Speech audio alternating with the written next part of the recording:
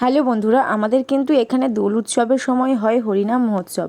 আর আমি আজকে তোমাদের আমাদের হরিবাসরের যে নিয়মকানুনগুলো আছে সেগুলো তোমাদেরকে একটু দেখাবো।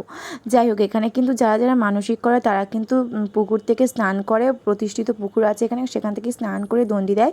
আর তারপরে সে ভিজা কাপড়ে বসে এইখানটায় মাথায় একটা মালসা, হাতে দুটো হাতে সরা দিয়ে এখানে হচ্ছে পাটকাঠি আর আরও নারকেল ছোবড়া টোবড়া হবে, যাই হোক ওই সব দিয়ে কিন্তু ধুনো দিয়ে এখানে আগুন দেওয়া হয়। আর দেখো কত দূর দূর আগুন মানে তোলে। আর আমাদের এখানে না প্রচুর লোক হচ্ছে এরকম দণ্ডি কাটে আর এরকমভাবে বসে। আমি এটা জাস্ট একটা লাইনে দেখাচ্ছিলাম, পুরো মহোৎসবের পুরো প্যান্ডেলটা জুড়ে কিন্তু এইরকমভাবেই সবাই বসে এরকম মাথায় আর হাতে এরকম আগুন নিয়ে ধরে থাকে। আর এই যে দেখো, এই সময় কিন্তু এদেরকে ঠাকুর বলে মানা হয়, তাই সবাই কোলে বসে। আর আমাদের এদিকে এই নিয়মটা প্রচলিত, তোমাদের ওদিকে